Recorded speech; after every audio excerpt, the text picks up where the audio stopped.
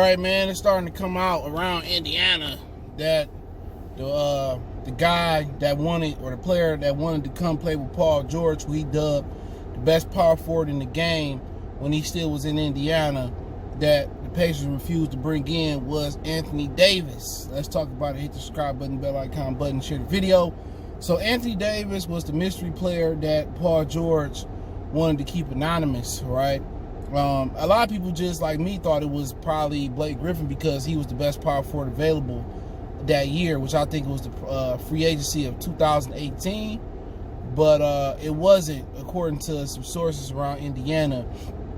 It wasn't Paul George. I mean, it wasn't Blake Griffin. It actually was Anthony Davis. Anthony Davis was willing to come to Indiana to team up with Paul George. So Indiana said they couldn't afford him. And they countered to Paul George with, he said, a top 25, 20 power forward or something like that.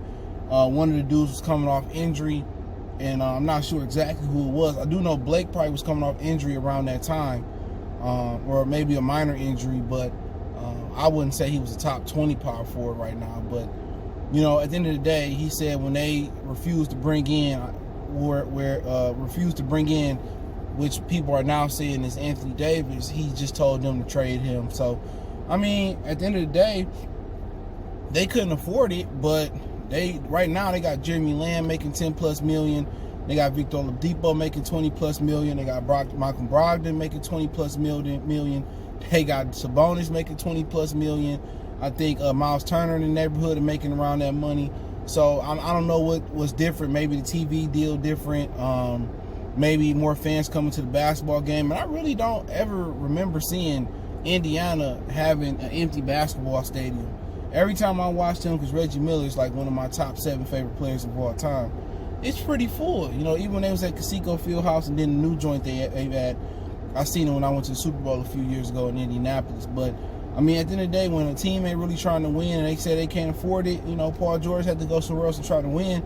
I mean, going from Indiana to Oklahoma City Thunder, that's kind of like, as far as city-wise, that's a parallel move. It might be a slight lateral move as far as city. I've been to Oklahoma City, and I mean, it's gloomy as hell there.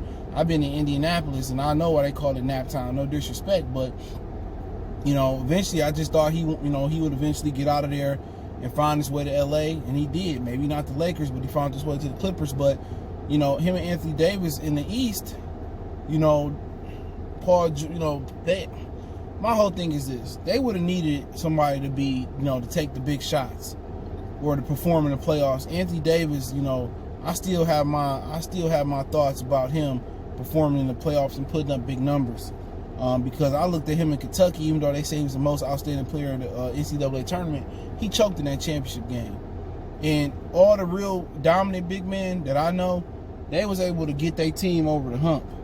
Shaquille O'Neal, at least out the first round. But, him and Paul George, maybe it would have clicked. Had they kept Danny Granger healthy, Granger made a lot of big shots for them, or he would have been a nice fit for them. But, Indiana looked at it as Paul George and Anthony Davis probably wouldn't have been enough to get past LeBron in the East at the time.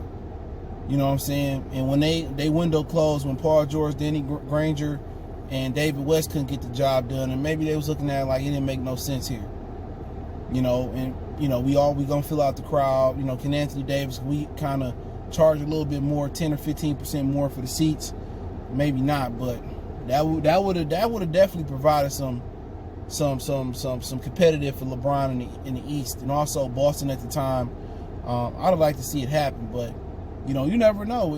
One thing leads to another. They could have fucked around and fell into a championship, but if you financially can't do it, you financially can't do it in Indiana. So, excuse me, I'm about to say Austin Davis. Anthony Davis, I don't know where I got that name from, but Anthony Davis was the guy that was supposed to be that was the guy that, Indiana, they couldn't afford to bring in to help Paul George. So let me know what you guys think about it. Should they have found the money? Should they have done it? Or it wouldn't have made a difference? They wouldn't have won the championship anyway, and Anthony Davis would have ended somewhere else, and so would Paul George. That's why I looked at it. I think LeBron still would have ruled today. I just think I had to see who else was on the team at the time. They just needed that extra oomph, the extra player And I'm not sure if they had it at the time. Maybe I have to go back and look. But hey, let me know what you guys think. Don't forget to check out our NBA Talk playlist. Don't forget you can find me on Twitter, Instagram, and Facebook in that order. It's the fastest way to reach me: Twitter, Instagram, then Facebook. All the links in the description. You can check out our Facebook group. Want to make a donation to the channel? Cash App, PayPal in the description. Best way to donate is to share the video. Appreciate the love, support. Cash App, PayPal in the description. Let me know what you guys think. We're going.